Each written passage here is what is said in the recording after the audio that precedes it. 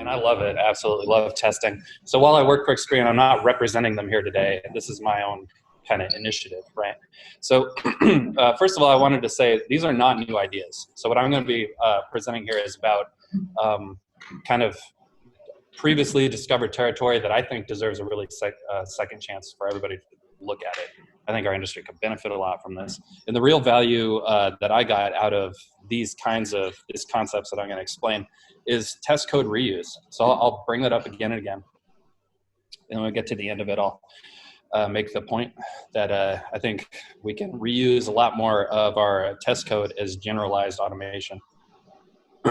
So first, there's a problem with asserts. So I'm just going to jump right into it. This is a simplified test. I don't expect this to run, but it's like, think of this as some pseudocode. You can see, just like a simplified test, it's got an assert after some state. You modify the state, there's another assert after that. And then what's going to happen when you get to the new state, if one assert fails, then the next one is never going to get called. Well, that's pretty obvious, right? If you're looking at this as like maybe a unit test, maybe that's not a big deal. Maybe it's just a small unit of code, and it's just not a problem for a later assert to not get called later. And unit tests in general don't benefit from a huge amount of code reuse, so that's important. I'll come back to that. But if you've seen Cucumber language before, if you've ever played around with that, anybody here done Cucumber work?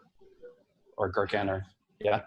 So your application behavior will be specified in like a little, or well, it should be a brief little specification like this. This is pretty contrived, but a user that logs in successfully to a dashboard. So that would be hooked up on the back end to something like Selenium.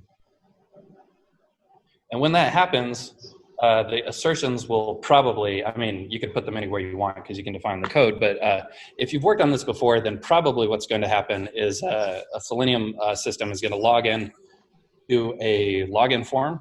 And as it does that, it's going to make a series of assertions to check it, right? So if you've ever put something like that together, you probably not only had one assertion, you probably had 10 or more. And then when it gets to the dashboard, that could be a complicated page object, which lays out all of the elements and checks every single one to make sure they're correct. So this is just a reiteration of the problem with too many assertions. So if you assert in the login and it fails, before you even get to the dashboard, you lose all of that coverage, all of that test coverage. Does that make sense? That's kind of the premise here. So fundamentally, test break. And when your test break, that's good. Like, you won't find bugs unless your test break. But when your test breaks, no matter why it happened, if it's because the test is funky or because there's an actual bug in the code, it doesn't really matter because that test is out of commission and it's not helping you anymore until you fix it. We can do better. So my proposal, assertions that stop the testing, that should only happen at one point in every test, if at all. So if you have a test that has a lot of assertions, you should break that down into one test.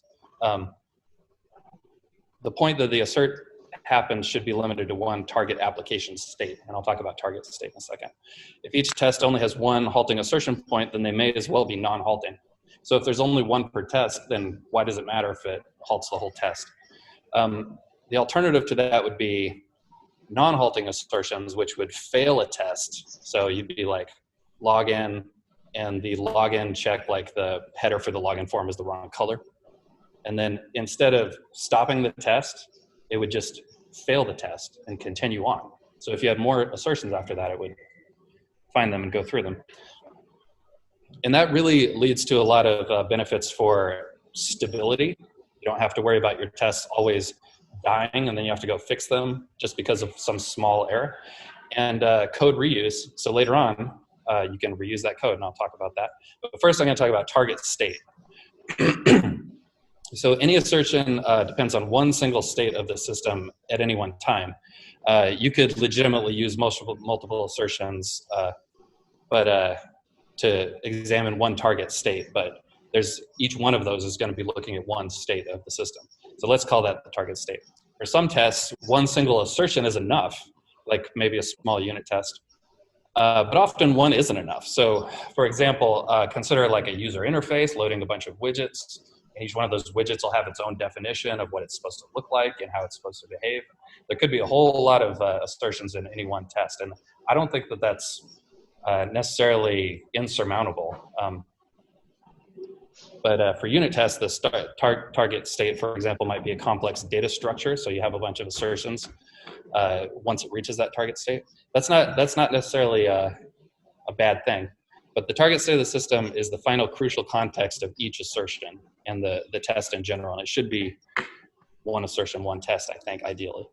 But having the possibility of multiple assertions just makes your test more flexible, and you don't have to worry about them dying and halting before they get to all the rest of your assertions. Okay, so what presentation would be complete without a picture of Alan Turing? And the reason I put this in there is because based on my research, he's the first one to coin the phrase assertion as far as testing is concerned. If anybody knows that that's not true, please tell me. But based on my research, read that if you want to. So that brings us to hard versus soft assertions. And I think I laid out the difference there already. Hard assertions are ones that just stop the test on a failure. And soft assertions will fail the test but continue to execute. So then you always get complete test results. I think that that's the ideal separation of concerns. Test code reuse is easier if you do that. You can concatenate, like if you had a bunch of tests that wouldn't fail on any one, that wouldn't halt, that would fail a test but not halt on any one assertion, then you could concatenate them together into any kind of mix that you wanted for different workflows. I think it could be very valuable. That makes end-to-end feature testing easier, more robust. And like I said, this is well-traveled territory. These are not heavily in use from what I can see, but a lot of languages already have stuff like this. TestNG has a soft assert thing. They call them different things. JUnit has this verify thing, which will just throw a warning instead of halting the test. Python has softest, which is interesting. If you know any more, please. Anybody know any more off the top of their head? No? Okay. I wanted to talk about unit tests a little bit because they're kind of an exception to this. So unit tests don't have necessarily high code reusability. If you were trying to automate something like the previous example of logging in, like if you're trying to get a salesperson, the automation tools to just log into a website in an automated way, you probably wouldn't use unit test automation to do that. You'd probably use like a higher level functional thing like Selenium. So unit tests are a little bit different, but even so, I think that they highly benefit from being small targeted single purpose tests with a single target state that you assert on. Usually the target state will be simple and a single assert will do the job, but if not, if you're using soft assertions, then you don't have to worry about losing the coverage of multiple assertions when one fails early. And if you're really hung up on the idea of coverage and you really want to get super serious about it, I think that you have to consider ideas like this. If you're using soft assertions for integration of functional tests, it's worth unifying all of your language, even in your unit tests, to also be using soft assertions, just so you can tell every developer, just use this function, to do your assertions. It could be that simple, and that could really help. That's really important for things like consistent coding standards. You can have any new developer come in and you just be like, just do it like this, and they'll do it. So if you, even though unit tests don't necessarily benefit the most from these techniques, if you are doing unit tests and you're also using these techniques for your functional tests or your integration tests, I think it makes sense to use all the same assertion styles. Okay, so that brings us to reusing test code. And this is the main value of all this. Soft assertions help you reuse test code.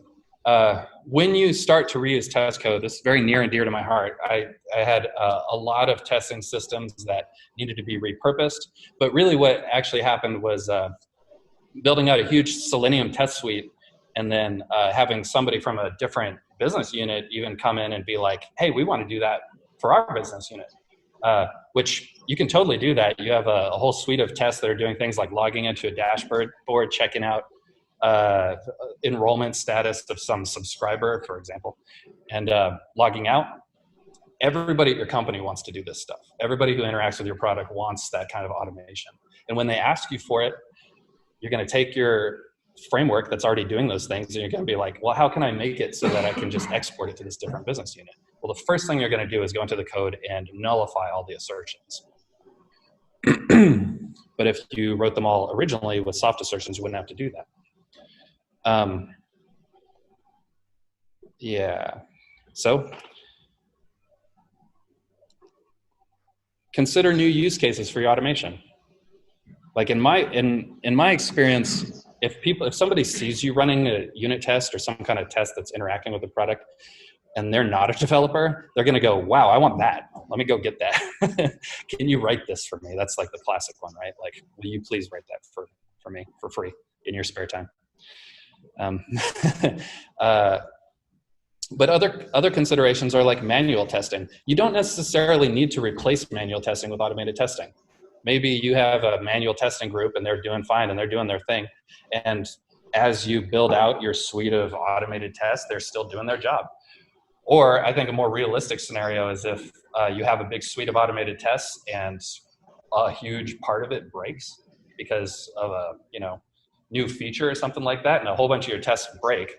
In that case, you can fall back on manual. And if you don't have a team that's doing that, you're going to have all your developers manually testing while you go back and fix all your automation. So rather than thinking about test automation as just for testing, just for automated testing, you can also hand off pieces of someone's workflow to them in an automated fashion. So for a manual tester, like just being able to log into the application with credentials like that, even though they're not running any assertions or even setting up a test framework, that's extremely valuable to them. They love it. They want that. Take your automated tests and repurpose them for them. Our sales team came to me, wanted us to automate part of their workflow. Our support team definitely uses these tools all the time. Developers need automated workflow tests. And I think developers in particular think that, they fall into the trap of, I need to write a piece of software, I'll write a test for it so that the testing requirement is done. But that developer, while they're developing, they aren't necessarily 100% with test-driven development. They're not maybe writing the entire complete test before they start developing. If they have repetitive things that they need to do, like set up some user state or just navigate somewhere in your application, that shouldn't necessarily have to be a whole testing suite or an addition of a new test for them that they'll get to, whenever they're going to get to it at the end of the sprint, of course. Like if they can just go in and just be like, hit a button and just be like, okay, log in, go to the dashboard, log in, go to some other place, that'll save so much development time rather than having them have to go talk to some other team to get test fixtures, et cetera, et cetera. So I think that can be valuable.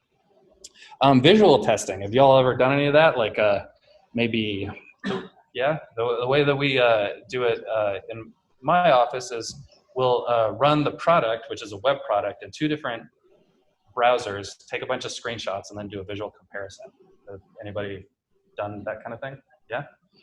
Well, so of course, being a technology shop, we were like, well, we'll roll our own solution from scratch. So we did. And that was leveraging a lot of our previous Selenium work, which we did. And that made it a lot easier, but a key component of that was less assertions. Is there like a software you actually use for preparing those screenshots and see if they're accelerated right now? Sure. Well, in my company, we're like, we'll make our own.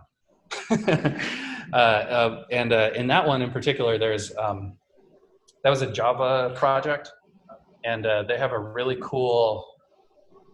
There's a really cool library called A-Shot, which does comparisons, and it's really slick. It's like it'll scroll down an entire web page throughout the entire length, stitch together all the screenshots, and then do a comparison, and then output a separate image file with just highlights of what's working.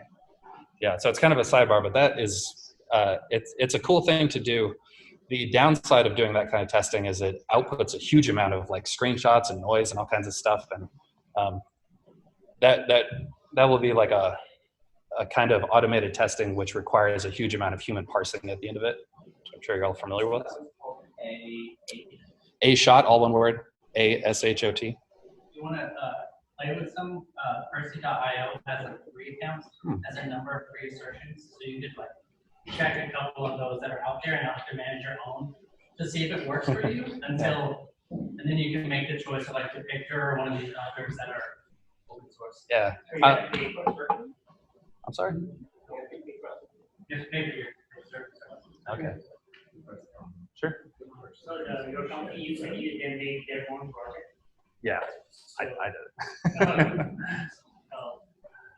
I'm using WebDriver at my company, and they also have their own image comparison. Oh, okay. Which basically just pixel to pixel comparison. Yeah. But what doesn't work in that is when you do cross-browser comparison, like Internet Explorer versus Chrome, this rendering is different. Yeah. So it basically gives you lots of false positives. Right. What are you able to encounter that kind of problem? Well, so that's going to depend on what your deployment targets are. So if you're trying to target Internet Explorer, I pray for you. I'm sorry, but it's like in our world, it was kind of like that's a very small percentage. So we're not running these big expensive tests on it anymore. And if you're interested in that technology at all, like a visual comparison tool, if you've got some experience doing Selenium or some other kind of WebDriver project, I highly recommend just trying to roll your own project. It's so fun. It's like just the land of images. I don't know. For me, it was a dream project. I highly enjoyed it. So it's an interesting idea. So visual testing, screenshots, comparison. If you can repurpose your test code, you'll save a lot of time doing that. In your automation, I just cannot drive this home enough. It's valuable. Talk to anybody in your company, show off, do a code demo of like your testing efforts. And then people be like, wow, I didn't know that you could do that. And you could be like, would you like something like this? And then, clear it with your boss that you get to work on it. And that's how a lot of my funnest projects came around. So I recommend that. Someone at your organization dreams of the power to automate parts of their job. I guarantee it. So there's some, I'm not talking about exceptions to these rules. These are actual exceptions. The other way that tests halt is from exceptions. So if you have unexpected behavior of the system under test, it's going to throw an exception. So you should try to mitigate those as much as you can. I mean, I think that goes without saying, but they're an important part of testing. If it'll show you if your test is insufficient. But that unexpected behavior means that you're going to have to deal with this halting problem. So using soft assertions is not going to completely eliminate the possibility of a halted test. You have to deal with exceptions. And that's about it. So all this information is for free on assertless.org. That's my website. Reach out to me anytime. I got my address there, or just come talk to me. And yeah, that's all I have for you. Any more questions, anybody? This guy? All right. What's the use of how do you finally block? Like if the session fails, you can even continue execution of code through the finally block, right? Yeah. Is that a way to get out of that assertion halt? I think I'm understanding your question. If you wait, I'm sorry. Could you say that again? There's a try catch. Yeah. And then there's a finally block. Right. So is that a good practice to get to get out of the assertion failure? Sure. Well, that would definitely help with exceptions too. So that's basically like handling exceptions. Yeah. I mean, it would work in the same way, kind of. But I'm not sure. I think different test frameworks would handle the way that if you put an assert in a try block, I'm not exactly sure what would happen in every language. It might be different. I use the try exception in Python, but I use like the Rails and Post's app, so I just use it. Cool. Kind of like jobs. Oh, interesting. So if you have your assertion fails and you continue on to other assertions, how can you trust that the subsequent one of the subsequent assertions are somehow coupled to your failure? Yeah. That you're actually now testing code is buggy and it looks like it passes, but it really doesn't. Because it's not actually. Yeah, well, maybe it does, maybe it doesn't, but either way, the test is going to fail. So you're going to have to go look at it. If the earliest assertion fails, then you're like, well, I got to go figure out what's going on with that. And probably what you're going to do is rerun the test, watch it. So I think no matter what, you're going to have to look at it and see what's going on. So I'm sorry, I'm not a tester. So I think what I just understood is that even though you go on to the next assertion and you can complete the test is still going to be reported as failed. Yes. And I'm going to have to go look at it. Yeah. Okay, I'm sorry, I didn't catch it. Thanks. So just wanted to add one more comment to that initial question. So if you guys are using Cougar and with any language like Java or Ruby, we just implemented Schwab, but it's a paid tool or an app we use.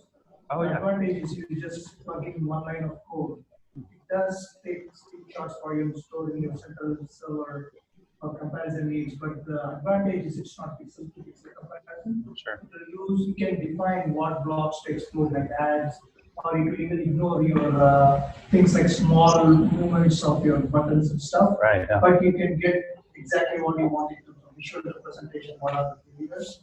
The only drawback to that is the cost. Yeah. They cost you by number of screenshots you can be charged. Yeah. Sure. 20,000 to 40,000. Yeah. I've done a full-on browser stack, that service for cross-browser testing, and that can be expensive too. That really adds up depending on how many platforms you're using. Anybody else? Just kind of thinking out loud, like, so like we use Cucumber, Selenium, and Capybara, and so like there are assertions. Would you say like making a softer scenario, or yeah, we'll say like a scenario would be to like rely less on like that assertions file, and instead of in the steps scenario, utilize those more targeting language or elements? Is that kind of what? Yeah, I think you should, if you got a lot of assertions, you should maybe try to take a hard look at those and reduce them down. And then also, maybe they don't need to stop the whole test. Maybe it's like some minor thing, but that's kind of up to your what you're testing. I want to know if you operate. Sure, yeah. I'm looking for to like actually step through the process. When I see something that's about to fail, like you actually step past that. Oh, interesting. Yeah, I'll talk to you afterwards. That's fine. Anybody else? Just a quick question about like signal versus noise. So like if you have a complicated test and you use soft assertions, how do you like prevent like just like a giant gross ball of text when one of the earlier assertions failed and just tosses the entire test to not work? Yeah, right. Well, I think that's why focusing on target state and reducing the amount of assertions to as small amount as you can, ideally one. If you can, get your application to that target state and then go. If you're spending a huge amount of time navigating to a particular target state, and then because of that, you're adding on 50 assertions once it gets there, like maybe you should break that up into smaller scenarios.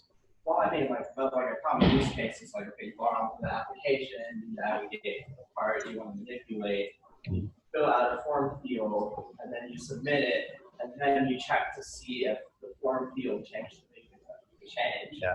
And it's just, there's like so much, like that can fail so early. Yeah. And like if it fails early, then like any acts against like the later bits are kind of like just noise. Yeah.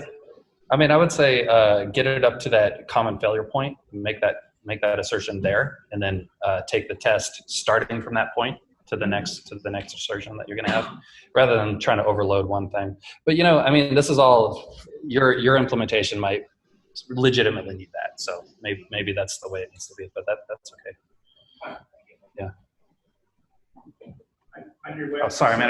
Can I get this guy? It's just like so you tying off that thing. So like, would you have a group of soft assertions and like a hard one? That is very like if we get past this point, we're in a bad state and it's not good. Mm-hmm. Soft. Yeah, absolutely. I didn't really bring that up because I thought it might be confusing, but you could totally do that. If you have a use case that works for that, do it. Yeah. On your website, serverless.org, you had a link to Python's capability of using subtests. Can you explain what that means? No, because I haven't ever used that library. I'm surprised anybody actually got that far on my website, so thank you. It became useful for Awesome. Great. Thank you. Anybody else? Yeah. You answered specifically just a moment ago, but I mean, soft test to me almost seemed like a panacea for a moment. Like, why not just use it all the time? So what are some specific cases or some rules of thumb where you would not want to solve? Well, we heard a couple. I mean, I really think it's like if you understand the benefit of it, and then you start using it in your testing, and then you realize that you definitely need a hard assertion here, like that would be like, don't do it. So if I was starting in a green field, I would want to start soft and then insert hard as necessary. I think so. Yeah. Okay, thank you. Yeah. Anybody else? Yeah. So one of the things that we try to do is try to keep our tests atomic. One thing that I feel like this would do is allow a test team to make tests that are very long, very complicated, and very abstract.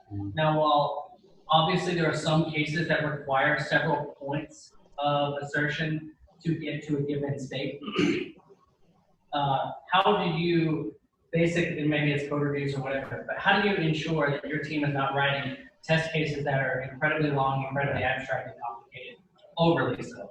Yeah, I think this principle of target state where you really only want one assertion, per test if you can get there, I think that's important.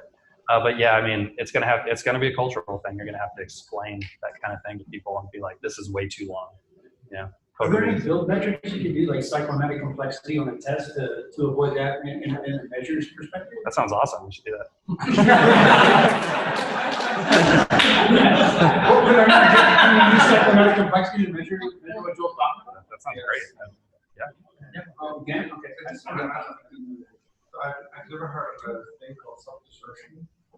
I think to me it's like, if it's an assertion, it's an assertion. Yeah. If it's not an assertion, then it's not an assertion. Sure. And then there's this thing called self-assertion. Yeah.